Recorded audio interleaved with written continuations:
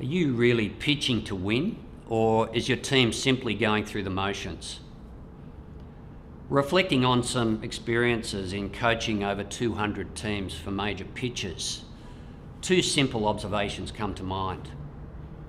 First up, there's been a recent acceleration in standards for pitch teams across a range of sectors. The second observation is, notwithstanding this increase in standards, many of the same errors continue to be made. Let's look then at what's driving this increase in standards.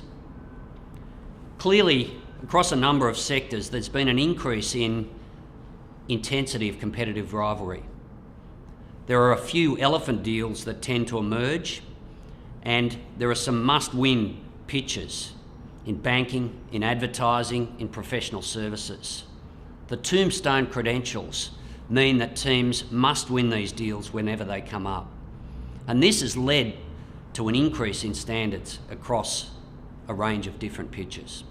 So if there's been an increase in standards, why are the common mistakes continuing to be made?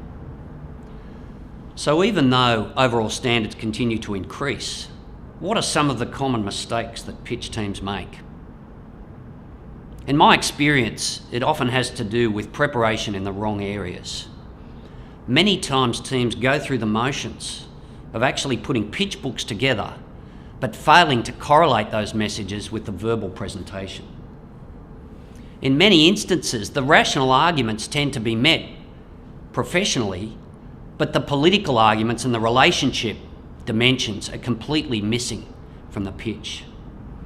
And finally, in many teams, the leadership doesn't become involved in driving the pitch till it's too late.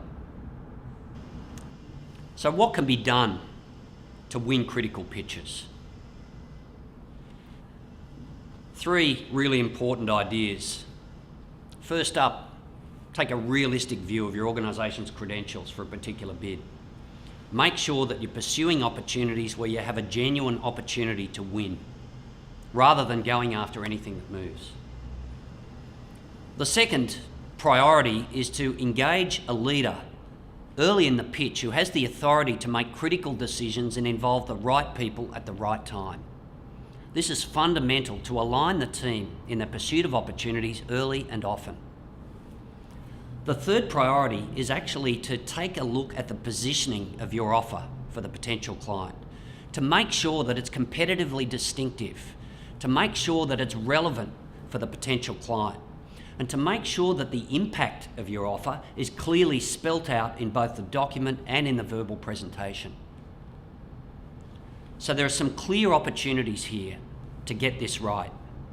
Notwithstanding an increase in overall standards, there's much ground to be made up to genuinely put your best foot forward and to win the most critical pitches.